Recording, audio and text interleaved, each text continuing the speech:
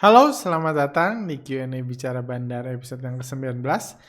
Dalam podcast kali ini, karena podcast kali ini dibuat pada saat kondisi sedang tidak enak di dalam negeri, di mana seluruh Indonesia sedang terkena badai COVID-19, penyebaran COVID-19 yang sangat sulit terkontrol, membuat saya yakin banyak dari kita punya banyak kenalan yang terjangkit virus, juga mungkin ada keluarga kita, ada saudara kita, atau mungkin kita sendiri juga sedang bertarung melawan virus corona yang ada di dalam tubuh kita. Jadi dalam episode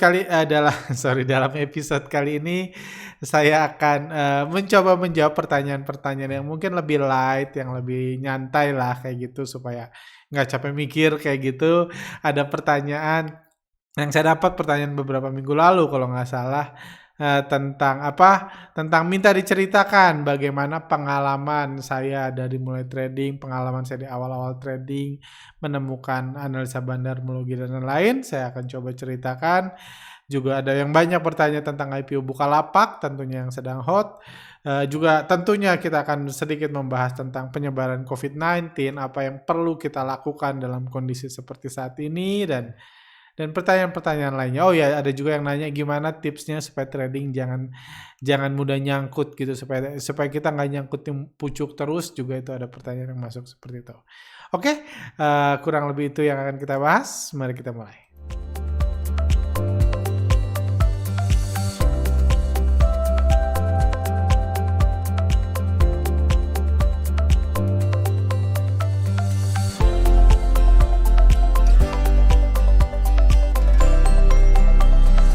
Oke, langsung aja. Pertanyaan dari Niscaya Karya Konstruksi PT. Kita entry saat bandar akumulasi, takut harga dibanting karena ketahuan ada penumpang gelap. Kalau entry saat harga sudah rally, khawatir bandar sudah mau jualan karena mereka sudah di bawah. Jadi saran Bang Arga seperti apa Bang? Oh, ini sih masih pertanyaan bandarmologi. Oke, jadi kan ini ada dua pertanyaannya di sini. Mau entry ketika harga sahamnya sedang sideways, sedang nggak kemana-mana atau belum naik, tapi bandarnya akumulasi. Di sini Niscala ini takut ada resiko gimana kita masuk ketahuan jadi penumpang gelap, justru nanti dibanting. Uh, uh, takut harga dibanting karena kita masuk sideways malah dibanting. Itu pertama. Kedua, bertanya atau kita nunggu naik dulu, harga sahamnya digoreng dulu, tapi takut pas kita beli bandarnya udah profit taking karena mereka sudah beli dari bawah ketika sebelum naik tadi. Jadi solusinya apa? Jadi ya itu sih sebenarnya ya, itu kondisi yang harus Anda alami ketika Anda sudah mempelajari, saya asumsikan ini sudah mengetahui cara mendeteksi saham yang diakumulasi bandar. Jadi pilihannya kan kurang lebih dua. Mau beli saham yang sudah diakumulasi tapi harganya belum naik, atau beli saham yang sudah diakumulasi dan harga sudah dinaikkan.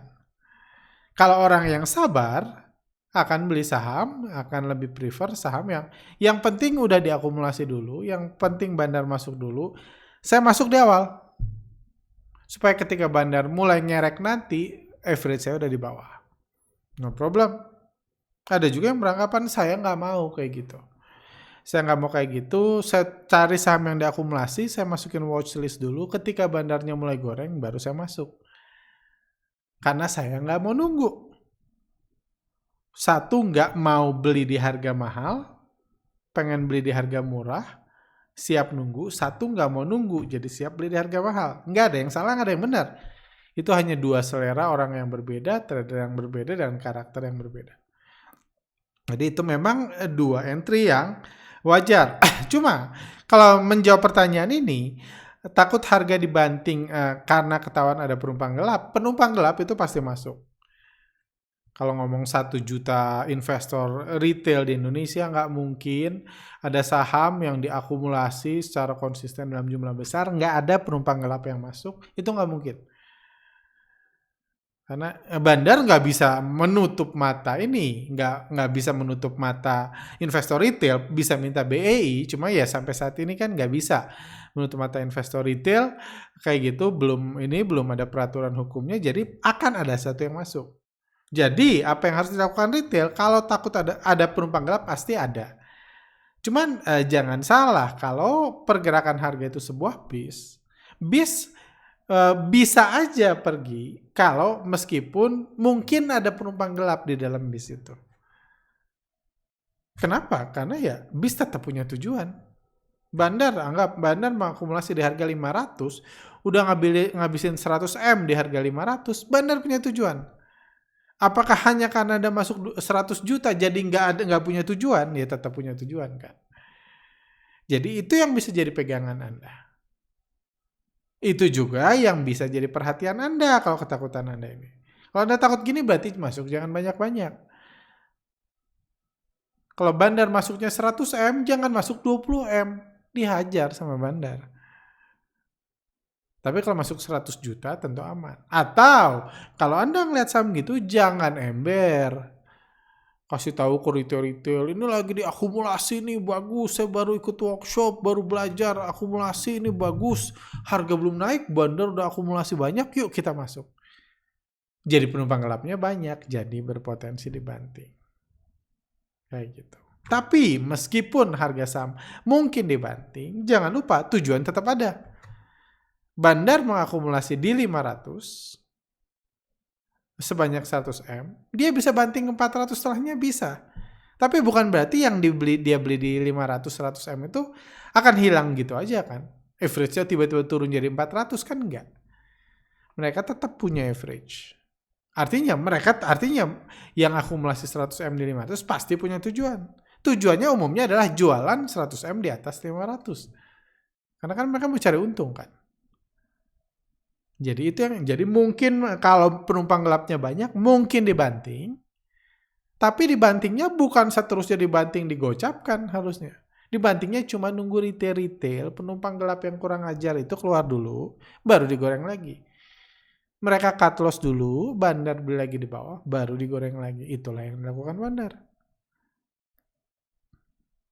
Itu yang biasa. Jadi wajar kalau Anda habis cut loss saham, harga terbang, wajar. Apalagi kalau Anda suka saham-saham yang banyak dimiliki investor retail. Kalau tunggu rally ya bisa juga. Tunggu rally ya, cuma ya Anda juga harus dengan knowledge gitu. Ini rally, average-nya berapa, yang dijual berapa banyak, dan lain-lain. Dan Anda ukur, Anda berani masuk nggak?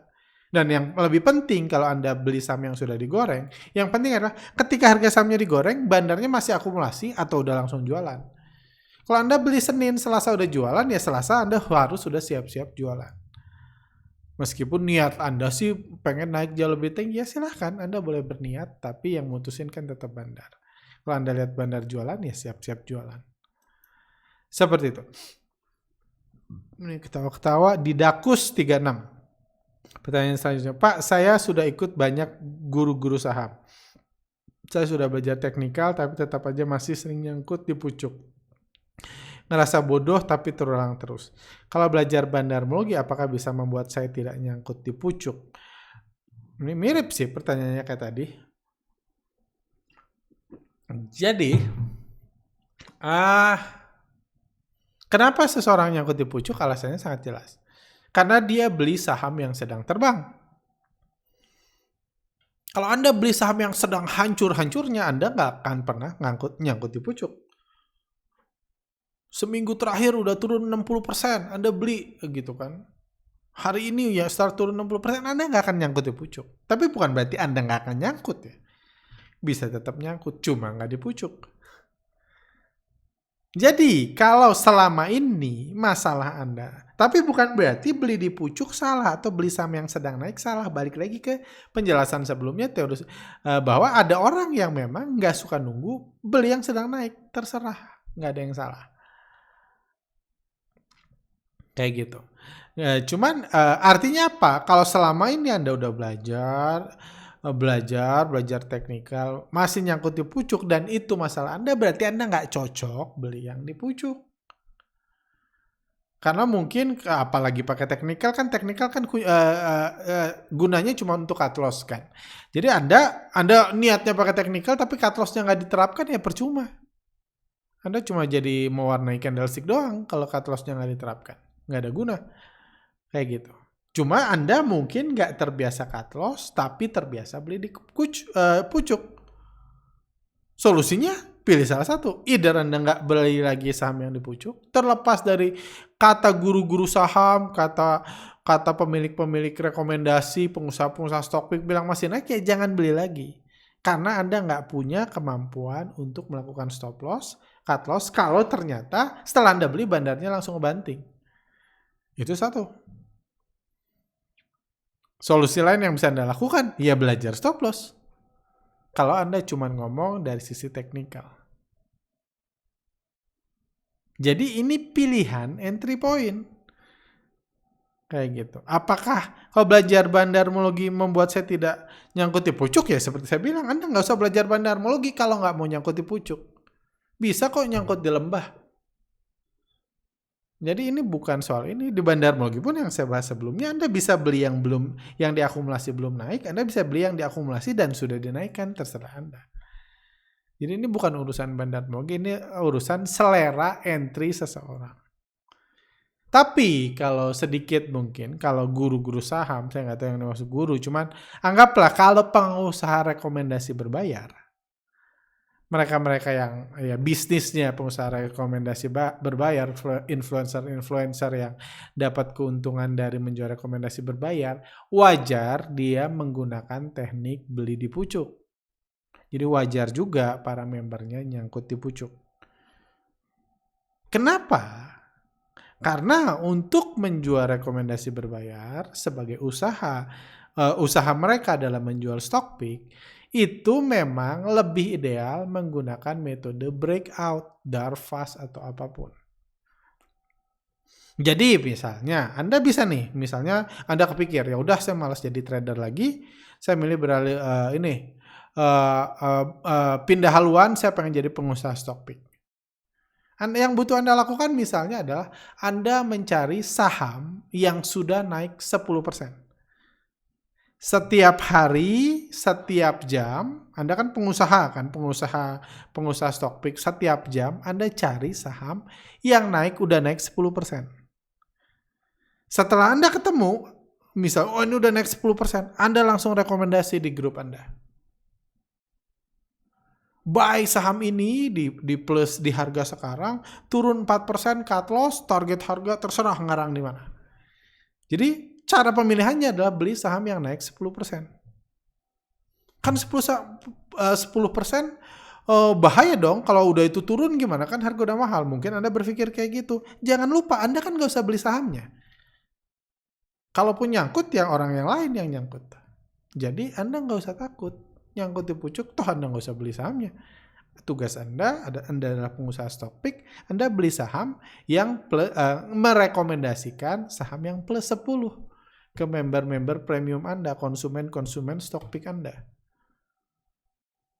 Terus kenapa pilih yang plus 10? Karena saya kasih tahu, semua saham yang auto reject atas, semua saham yang terbang 20%, itu pernah naik 10% hari tersebut. Jadi kalau plus 10, Anda cepat-cepat rekomen ke member-member premium Anda.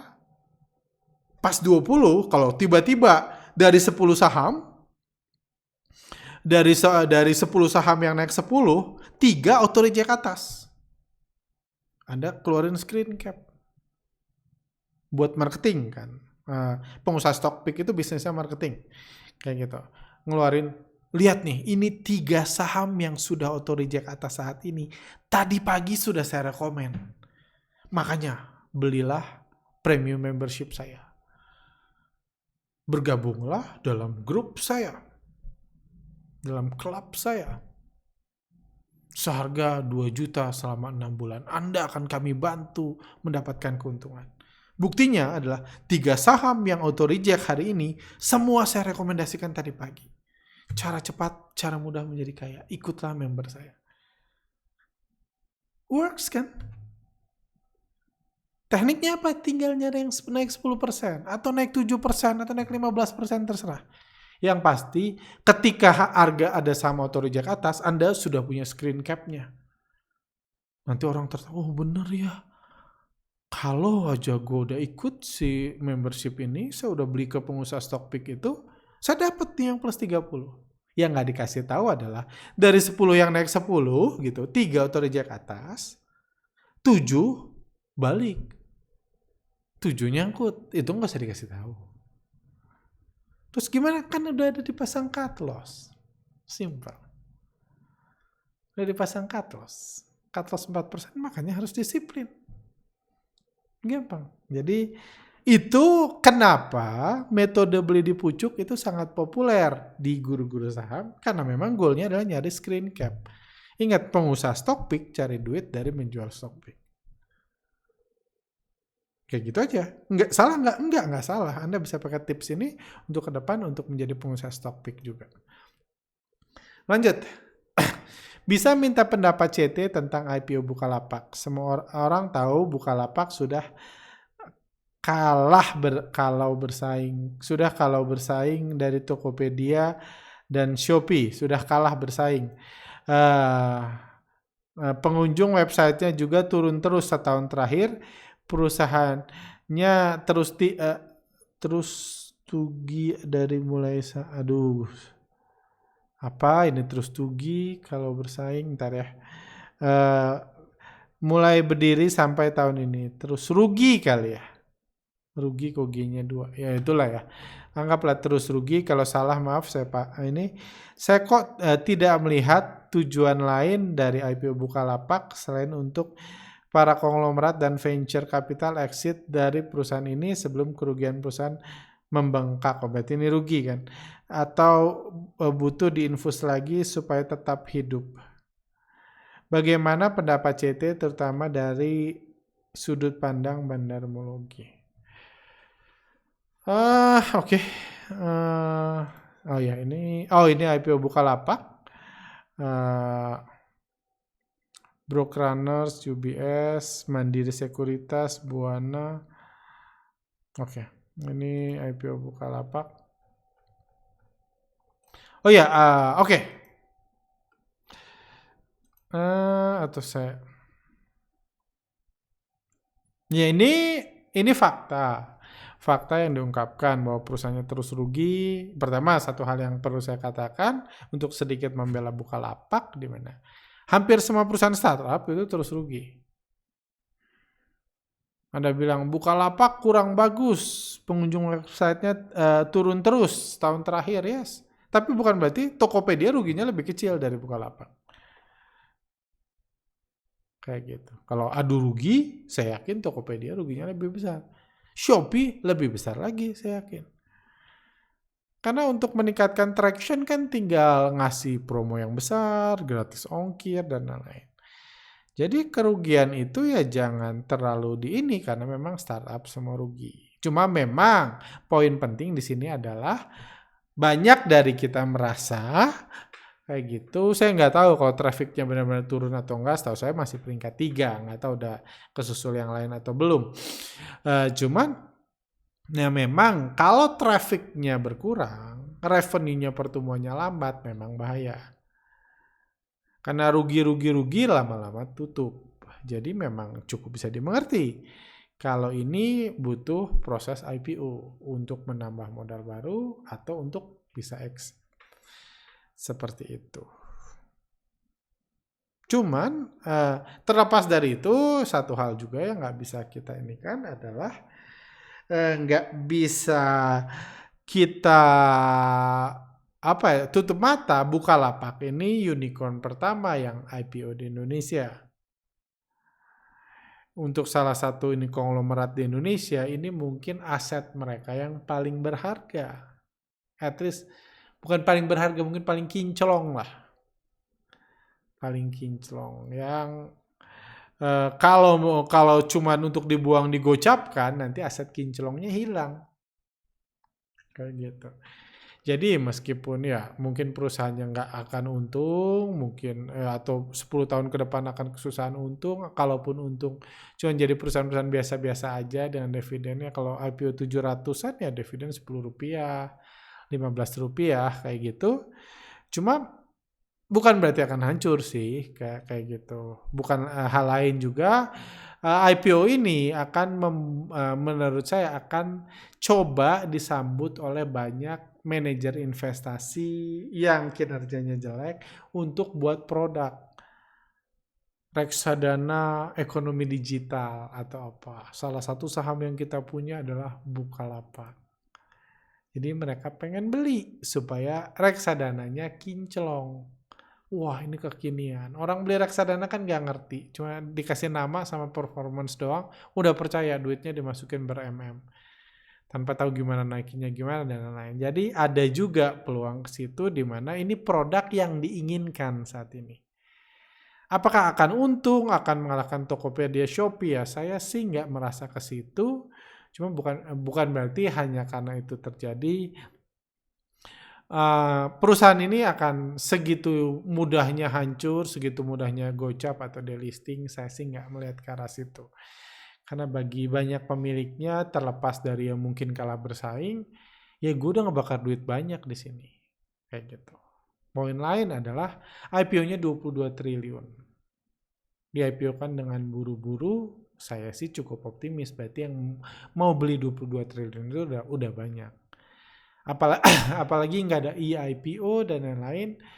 Saya ngeliat ini saham yang akan saya perhatikan. Cuman kalau dari sudut pandang bandarmologi mungkin saya nggak bisa terlalu. Ya itu fakta-fakta lah yang Anda bisa gabung-gabung dengan ilmu yang Anda dapat. Gabung-gabung untuk dapat gambaran kurang lebih IPO-nya gimana. Cuman untuk detail analisanya ada banyak yang minta. Cuma saya harus pikir-pikir dulu karena beberapa waktu yang lalu ada perusahaan IPO, ada perusahaan yang mau IPO dan sebelum di IPO, artinya ini kan sebelum warungnya buka kan, sebelum pisang gorengnya dijual, sebelum atau ayam gorengnya atau sebelum gorengannya dijual lah. Saya sudah nyinyirin perusahaannya sebelum dijual ketika sedang proses distribusi awal. Dan akhirnya sebelum dijual pun kami dapat email resmi dari perusahaan yang bersangkutan. Ya intinya menyayangkan atau sedikit memperingatkan, tolong jangan jelek-jelekin perusahaan gua. Itu perusahaannya masih relatif kecil dibanding Bukalapak yang IPO-nya aja 22 triliun. Jadi yang pasti yang kita tahu dari 22 triliun ada kepentingan senilai 22 triliun. Kalau cuman ngandalin, cuman jatuh, cuman IPO buat retail yang masih ngerti nih, masih bingung ini untung enggak, prospeknya bagus atau enggak. Menurut saya nggak akan sulit untuk Bandar dapat 22 triliun jualan saham Bukalapak. Jadi butuh strategi yang panjang lah. Mungkin sampai situ aja sih. Saya nggak bisa lebih detail, nanti saya disomasi lagi. Lanjut. Wah, udah 23 menit, lama banget. Ketika saham-saham blue chip tidak bergerak kemana-mana atau bahkan cenderung turun dari tahun ke tahun, dan semua saham blusuk terus berterbangan, pertanyaan saya, masih layakkah saham blue chip bagi retail untuk simpan dalam jangka waktu 2-7 tahun mendatang? Jika dilihat dari beberapa saham blue chip yang kepemilikan asingnya lebih besar dari 50%-an saham seperti bla bla bla, apakah masih ada kepentingan bagi mereka untuk menggoreng saham mencetak all time high seperti dulu? Ini terkesan sangat menyedihkan bagi investor pemula yang diedukasi membeli saham blue chip itu lebih aman. Realitanya bandar asing malah dalam beberapa tahun terakhir, khususnya tahun ini, asing terlihat ogah membuat pergerakan ini lebih nyaman dan memberi kesan kepercayaan buat investor pemula. Bukankah ini juga berdampak pada psikologi trader, investor pemula maupun veteran investor di bursa yang membuat jera mereka atau menukarkan uangnya ke saham. Saya tahu bahwa hukum kebebasan bandar itu mutlak. Ini udah saya bahas sih sebenarnya. Ya, pertama, asing boleh nggak suka, boleh lagi liburan, boleh takut COVID, boleh apapun lah alasan mereka nggak terlalu aktif menggoreng saham yang mereka bandari. di tahun 2021 itu faktanya. Cuma terlepas dari itu semua, yang nilai kepemilikan asing di Indonesia di BI itu masih sekitar 1.800 triliunan. Hanya mereka lagi malas, lagi bete, lagi pundung, lagi malas jalan-jalan ke Indonesia, malas ngegoreng atau apapun alasannya, nggak merubah fakta itu. Kepemilikan 1.800 triliunan. Banyak saham-saham yang kepemilikan asing di atas 50% itu nggak merubah. Berarti kepentingan mereka akan tetap ada untuk ngegoreng saham ini. Nah, ini hanya badai aja, sama seperti ketika krisis bandar lokal, waktu itu saya bilang, saya yakin badai akan berlalu. Ketika udah mulai ada tanda-tanda, saya yakin badai akan berlalu, nggak akan selamanya seperti ini. Kayak gitu. Akan ada solusi, akan ada ini, ada yang beres, di mana bandar-bandar lokal, seperti kita lihat sekarang jadi meskipun nggak semua saham yang di bandari lokal digoreng, yang dulu di bandari lokal digoreng, cuman sekarang bandar lokal begitu leluasanya menggoreng saham-saham belusuk, menciptakan saham baru yang dibuat saham belusuk dan lain-lain, itu begitu leluasanya. Jadi badai akan berlalu. Hal yang sama juga saya percaya terjadi investor asing karena kepemilikan mereka masih besar. Itulah kuncinya. Kalau mereka udah nggak punya, itu cuma harapan. Harapan saja. Asing udah nggak punya di bumi, cuma saya berharap asing masuk lagi saham bumi dan harga sahamnya ke 8.000 lagi, itu cuma harapan. Sekarang dia nggak punya. Itu faktanya. Kalau punyanya 50%, kalau nggak diapa-apain ya dia juga yang rugi kan. Kayak gitu. Jadi apalagi 27 tahun ke depan, saya yakin itu tetap bisa dipertimbangkan. Saya selalu punya yang sama, meskipun ya memang kita sudah masuk era busuk investing. Bang, mau tanya, kok jadi harusnya saya minta yang ringan ini.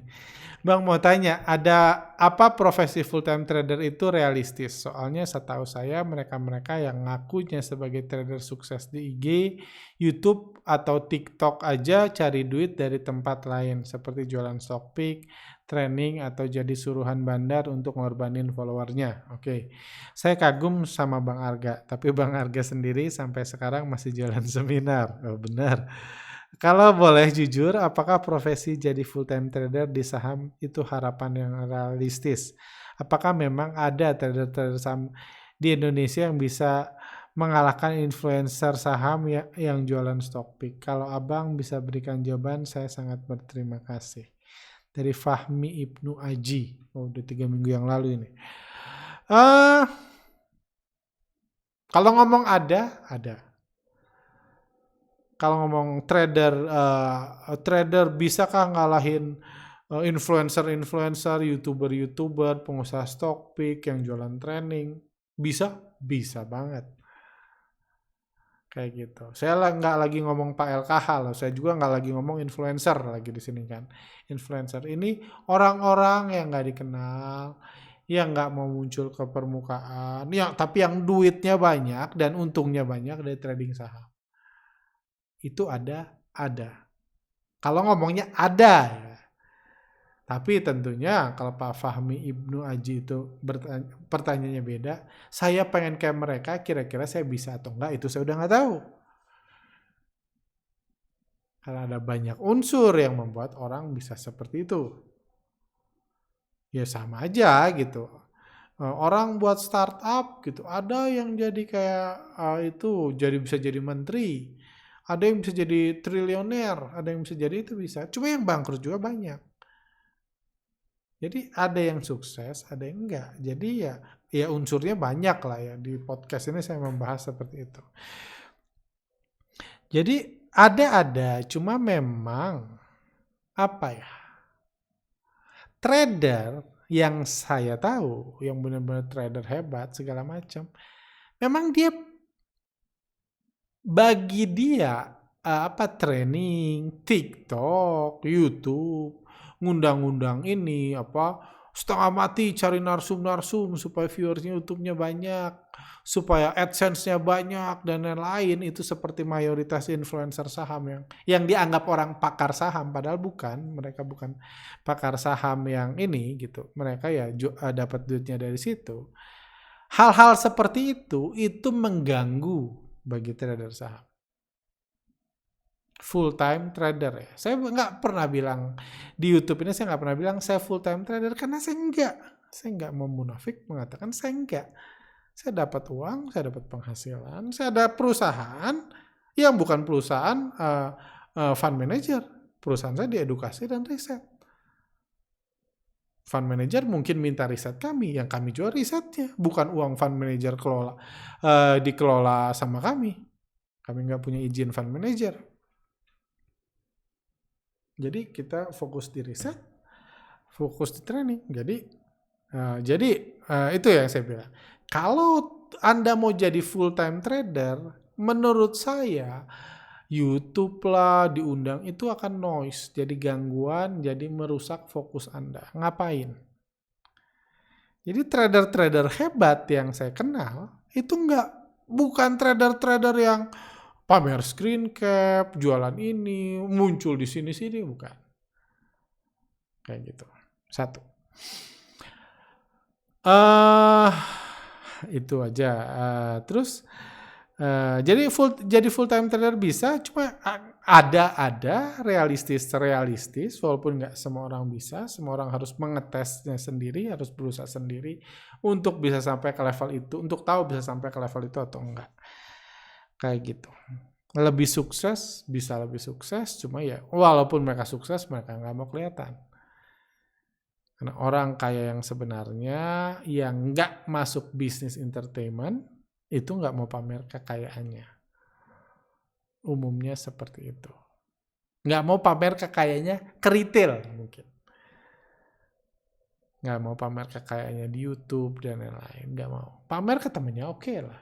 Saya punya kapal pesiar, tapi ke temennya. Ke lingkungan eksklusifnya, bukan pamer-pamer beli Mercy, beli Ferrari, beli itu pamer di YouTube, di Instagram segala macam supaya ikut seminarnya. Nggak kayak gitu kan, bisnisnya bukan itu. Itu satu. Terus udah kepanjangan ya, entah mau kemana-mana saya. Cuma kalau saya bukan full time trader. Saya harus jujur, saya bukan full time trader. Saya punya pilihan, puji Tuhan. Saya bisa berhenti jadi trader, saya seminar, saya tetap hidup. Atau saya berhenti jualan seminar, saya trader, saya tetap hidup. Cuma kenapa saya pilih dua-duanya? Karena pertama saya senang ngajar. Itu yang saya lihat juga at least dulu di Pak LKH. Saya pernah di satu event sama beliau, saya ngelihat saya itu sama-sama jadi narsum, saya ngeliat beliau ini senang ngajar, senang mendoktrinasi, senang merubah. Ngajar itu, jadi ya itu hobi lain, itu yang saya rasakan, saya senang banget ngajar. Saya buat YouTube ini, saya tujuan saya ngajar. Bukan ngajar bandarmologi. Ngajar keseluruhan, bagi-bagi pengalaman. Saya happy kayak gitu, sama kayak cuan, saya happy. Kan ujungnya nyari happy kan. Saya senang ngajar. Kayak gitu. Jadi itu juga ada unsur hobi. Tapi tentunya ngajar, buat konten, segala macam, waktunya bisa sama, bisa saya gunakan untuk riset sendiri, pakai sendiri, dan lain-lain, itu pun bisa. Jadi kalau saya nggak senang ngajar dan saya full time trader, saya berhenti ngajar. Jadi itu lebih ke karakter. Saya nggak suka TikTok gitu. Saya pusing ngeliat TikTok. Maka TikTok, jadi saya nggak buat TikTok. Kayak gitu. Saya IG, ya saya nggak suka main IG. Cuma saya suka nulis. Jadi saya buat caption di IG. Jadi kalau saya ngomong buat saya ya. Saya sih itu cerminan dari hobi karena sooner or later, kecuali orang-orang yang sangat spesial, Anda akan bosan dengan naik turunnya harga, dibanting bandar, digoreng, dibanting, itu Anda akan bosan. Dan saya sendiri, nanti ada juga pertanyaan, saya sendiri ngerasa saya butuh aktivitas lain. Dan puji Tuhan bagi saya pribadi, setelah saya punya income lain, saya pernah cerita di video sebelumnya, setelah ada seminar dan lain-lain, profit saya trading secara persentase jadi lebih baik dari sebelumnya. Karena beban mental berkurang. Kayak gitu. Jadi Ya, nggak ada yang salah punya TikTok, nggak salah jualan menjadi pengusaha stock pick nggak salah. Kalau mau pengusaha stock pick sekaligus trading juga nggak apa-apa. Kayak gitu training nggak apa-apa, nggak ada yang salah. Itu ya pilihan aja sih gitu, nggak usah saklek lah kayak gitu. Harus kayak gini, harus kayak gini kayak gitu. Cuma kalau bertanya full time trader yang nggak muncul itu banyak kok. Yang sukses, yang duitnya banyak banyak. Tanpa pernah muncul, nggak pernah ngepom-pom ke siapa-siapa itu banyak. Oke, lanjut. Bang Arga mau tanya nih. Jadi bulan ini udah nggak ada Q&A lagi dong. Oh ini pertanyaan minggu lalu kalau nggak salah. Buktinya masih ada. Ini udah Q&A kedua. Ah ya, ini curhat aja kan. Kita mau santai-santai lah. Untung pertanyaan jadi lebih santai. Jadi memang jujur, ini curhat. Seperti saya katakan di awal bulan Juni lalu, memang niatnya sih bicara bandar episode season yang kedua ini akan berakhir di akhir Juni. Terus saya bilang saya butuh istirahat, saya ada banyak kerjaan, kalau nggak salah itu yang saya katakan kan. Intinya saya banyak kerjaan, saya banyak project yang mau saya ini, jadi saya mau mundur dulu. Berhenti dulu buat podcast. Yang tadi kan saya ngajar karena hobi, cuma ketika sibuk ya hobi dikurangi. Atau hobi kalau setiap minggu kadang-kadang bosan, butuh refreshing. Jadi saya tadinya mau berhenti dulu. Ya cuma kita tahu ini 1 bulan yang begitu cepat dan begitu banyak perubahan. Jadi ya Anda tahu juga ini podcast pertama saya yang balik lagi ke sini. Sebelumnya saya lagi isoman sama istri. Itu yang terjadi setelah saya bilang akhir Juni saya mau berhenti podcast, saya mau istirahat dulu, saya mau fokus ngerjain yang lain dulu. Tiba-tiba istri kena COVID. Puji Tuhan dia sekarang di tahap recovery udah negatif, krisisnya sudah lewat, dan saya pun udah nggak isoman lagi, dia pun udah nggak kayak gitu. Thank you buat doanya. Jadi pertama itu, jadi mau nggak mau saya harus keluar dari kantor, banyak project dalam intern kami pun yang kepending. Mau nggak mau saya istirahat. Jadi istirahat saya sudah terpenuhi tuh karena isoman tidak diduga kayak gitu. Di masa isoman kita tahu muncul masa PPKM di awal bulan Juli. Maka ya ledakan COVID-19 ini semakin menggila. Orang-orang kena, teman-teman saya, sahabat saya kena, ada yang meninggal dan lain-lain kayak gitu. Jadi itu juga membuat project, jadi banyak project yang mau kami lakukan itu benar-benar kepending tanpa ada batas waktu yang jelas. Contohnya yang saya mau mendalami riset, mendalami busuk investing, dan setelah kami pelajari ternyata kami butuh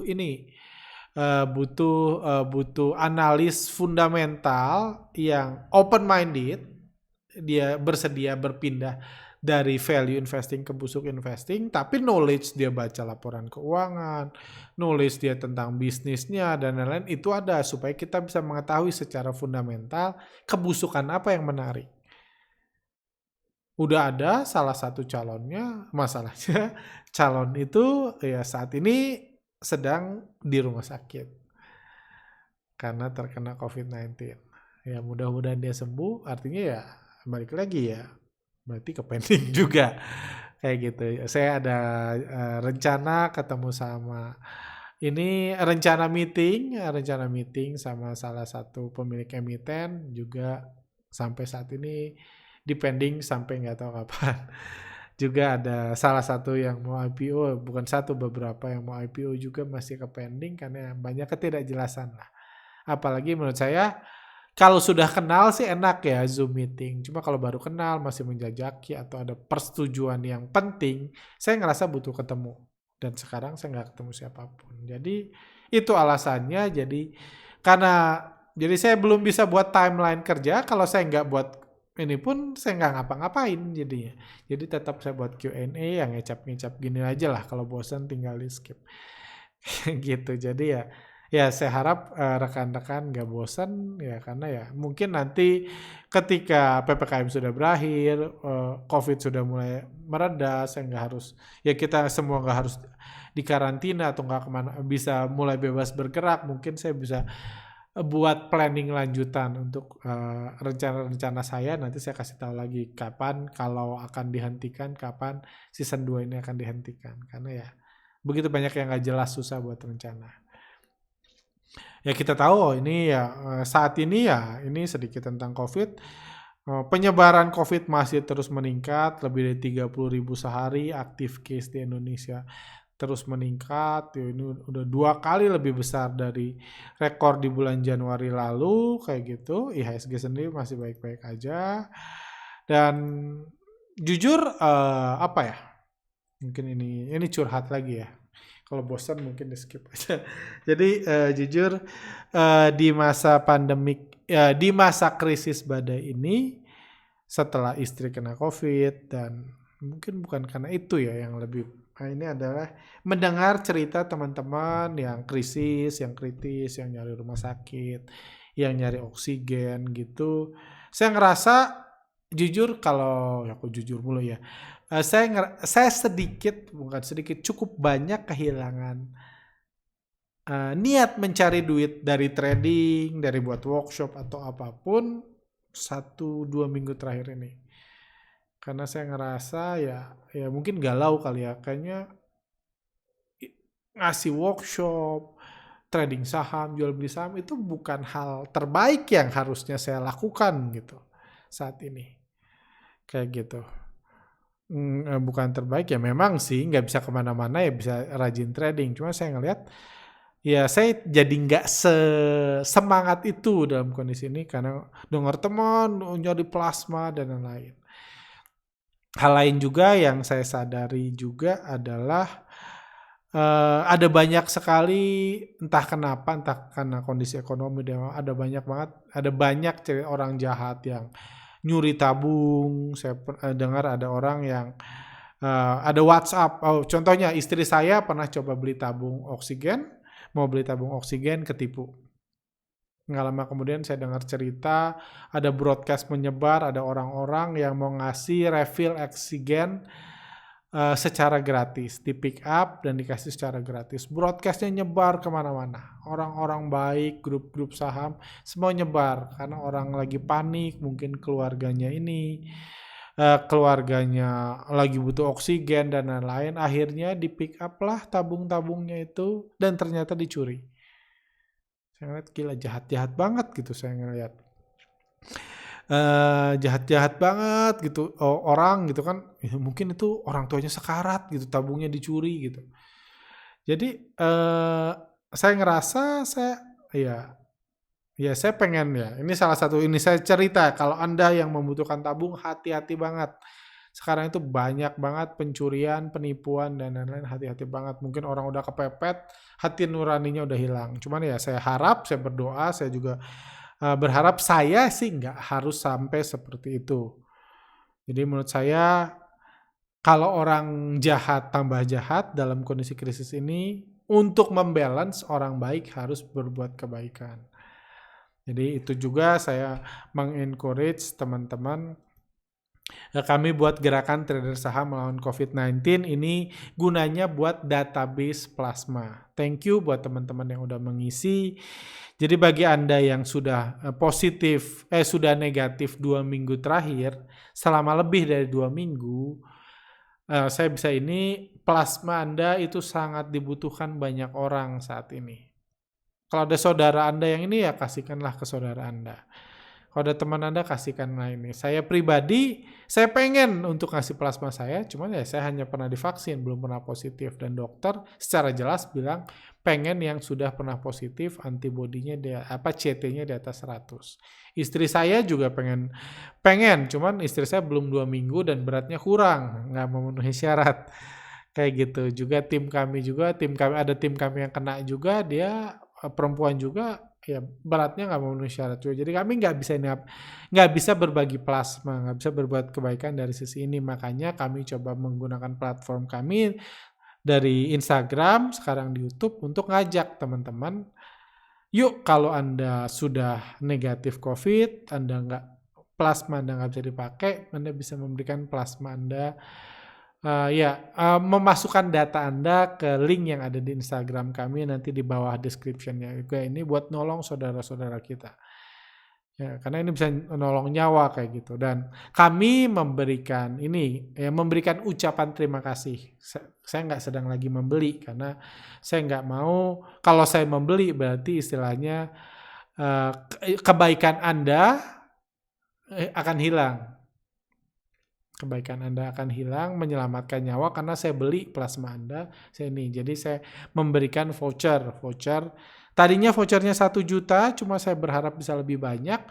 Vouchernya bagi yang mau ngisi di pertengahan Juli ini, itu vouchernya saya naikin jadi 2 juta.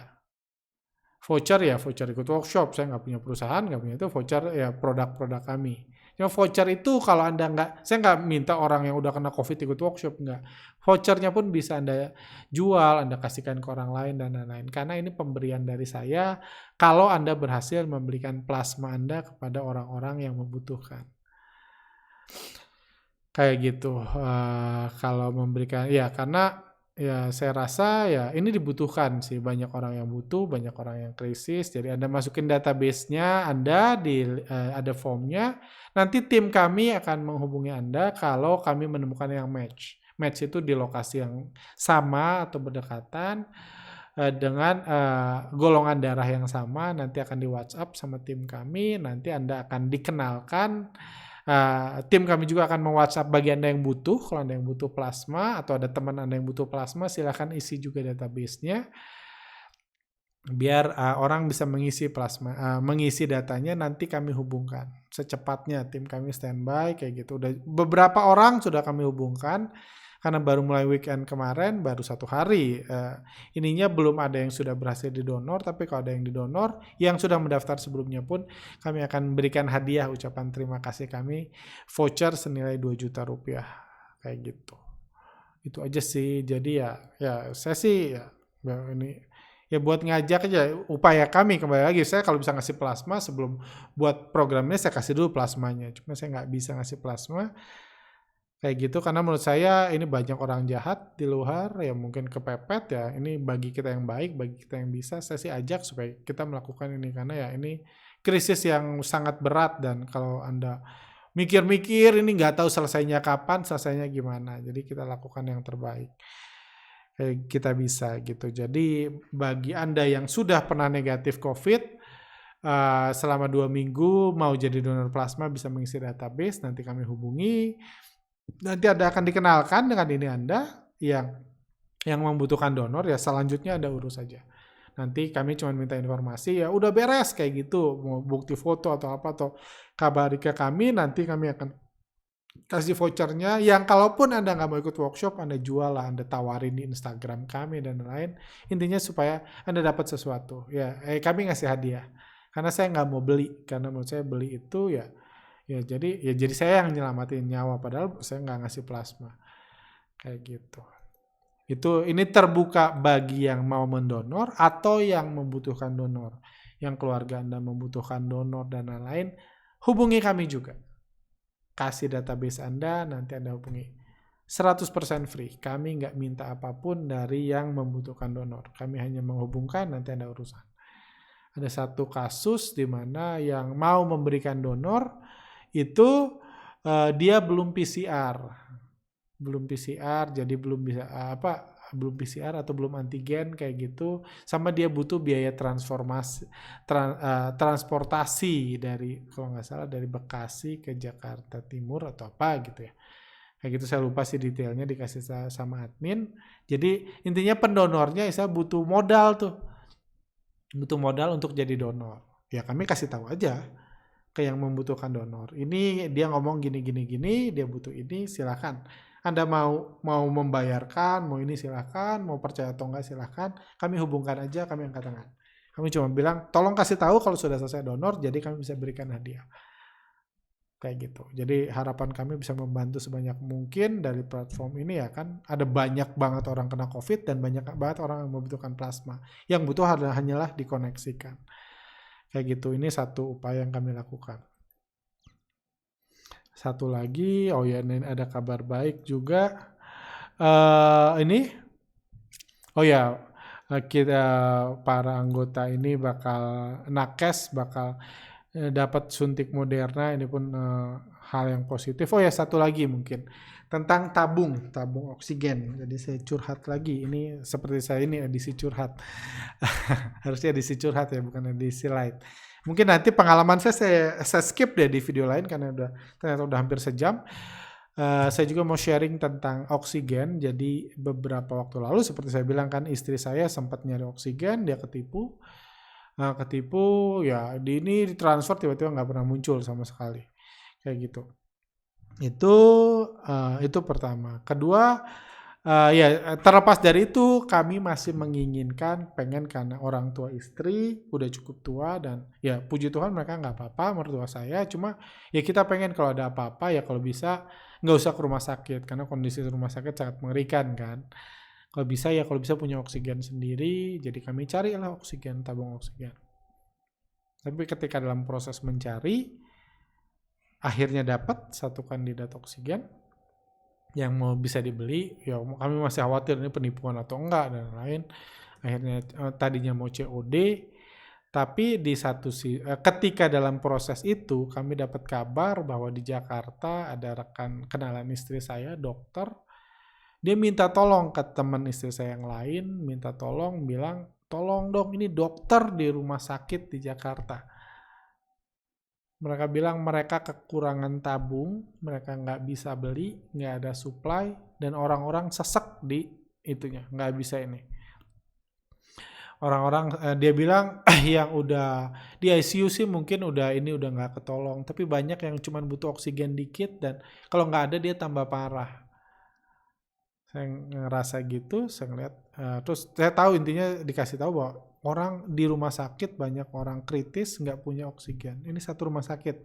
Saya nggak ada niat, itu kebetulan tahu aja kayak gitu, dan dari situ saya sama istri mikir gila ya. Jadi saya ngerasa jadi salah tuh. Ya puji Tuhan kami sanggup beli oksigen, bisa taruh di pojokan. Oksigen ready just in case. Just in case ini ada yang kena, butuh oksigen, kita udah ready. Mungkin kita merasa safe. Tapi di satu sisi oksigen yang kami beli itu mungkin sebenarnya ketika dia ditaruh di pojokan rumah saya atau rumah mertua, itu sebenarnya bisa menyelamatkan nyawa orang lain. Nyawa mungkin kepala keluarga, nyawa ibu, nyawa anak, nyawa orang tua dan lain-lain yang teman-teman kita yang membutuhkan oksigen di rumah sakit. Jadi akhirnya kami putuskan, ya udah kalau gitu kirim aja ke Jakarta, akhirnya diberikan ke rumah sakit itu. Apa yang mau saya katakan di sini, mungkin beberapa dari Anda punya juga tabung oksigen, mungkin beberapa Anda kepikiran untuk nyari. Tapi salah satu sebagai orang saham kita belajar, salah satu pemilik Samator yang adalah supplier oksigen nomor 1 di Indonesia, terbesar di Indonesia, beliau aja meninggal karena COVID. Bukan kurang oksigen berarti dia kan. Ya, dia yang punya perusahaan oksigen terbesar. Baru-baru ini di Bandung salah satu anak dari pemilik bisnis masker, medis peralatan medis yang besar di Bandung juga meninggal. Artinya seringkali ya dalam kondisi sekarang ya mungkin nyawa kita benar-benar di tangan Tuhan lah gitu. Fasilitas apapun kalau memang ya udah dipanggil ya udah gitu. Jadi kami memutuskan untuk ya siapa tahu Anda punya, mungkin bisa dipinjemin ke orang lain atau apa yang Anda percaya, hati-hati jangan sampai tertipu. Mungkin ya kalau di pojokan ini, atau kalau Anda mau Anda hubungi kami, saya bersedia beli. Saya bersedia beli gitu. Oh, saya punya oksigen untuk saya beli bukan mau dijual lagi ya. Saya kepikir untuk kasihkan ke rumah sakit. Karena kebetulan kami ada ini beberapa waktu lalu ada gathering, ada uang donasi. Menurut saya yang paling keren, yang paling dahsyat, yang paling akan menjadi berbuah itu kalau uang itu bisa kita pakai menyelamatkan orang-orang yang sedang krisis karena COVID saat ini, yang mungkin sedang sesak napas di rumah sakit, yang butuh tabung. Ya tabung mahal banget, saya tahu tabung itu akan harganya akan turun, ya digoreng nanti akan turun, cuman kan ini lagi masalahnya bukan ketika turun masih ada nggak orang yang krisis itu kan, kayak gitu. Jadi kalau Anda tergerak, ada bisa minjemin tabung, ngasih tabung ke rumah sakit, ada banyak rumah sakit yang butuh. Kalau Anda misalnya tertarik, saya punya tabung nih segala macam, Anda bisa hubungi kami, ada linknya juga di bawah. Ya link biasa aja Anda hubungi bilang Anda punya tabung. Nanti tentunya akan ngobrol karena ngobrol gimana mau COD atau apa kayak gitu. Tapi saya tertarik untuk membeli kalau ada tabung-tabung lain. Untuk diberikan pakai uang donasi ya biar aman ya, pakai uang donasi diberikan ke rumah sakit yang membutuhkan. Karena jujur kami nyari pun so far kami baru dapat 2. Baru dapat 1 yang sudah sampai, 1 lagi masih ongoing. Dan saya ajak ini sih, saya cuma ajak teman-teman untuk apa ya? Ya kita ketika sedang krisis, kita nggak bisa minta semua dilakukan negara, apalagi yang lebih nggak penting nyalahin negara, nyalahin orang, nggak penting mendingan kita berbuat baik. Mungkin itu aja pesan yang saya adakan kali ini. Oke, mudah-mudahan nggak bosan ya, udah kayak ceramah ini. Ceramah keagamaan. Tapi ya udah gitu aja. Oke, thank you. Sampai sini dulu. Nanti di video selanjutnya saya coba cerita tentang pengalaman saya. Saya udah janji, cuma ini udah 55 menit. Nanti kecapnya kebanyakan. Apapun kalau kecapnya kebanyakan jadi nggak benar. Jadi mual, makanya kayak gitu next time saya akan bahas. Saya janji itu. Oke, sehat selalu buat teman-teman. Saya doakan ya, bagi Anda yang mungkin terkena COVID, segera sembuh, segera pulih 100%, dan ya saya encourage teman-teman untuk yuk kita berbuat kebaikan, lakukan yang kita bisa. Kalau Anda punya something, bisa something, mungkin bisa bantu, ya tentunya tanpa mengabaikan protokol kesehatan. Jadi jangan sampai ya, kalau nolong Anda kecelakaan jadinya malah ngerepotin kan, kayak gitu. Oke, sampai jumpa dalam kesempatan, see you next time.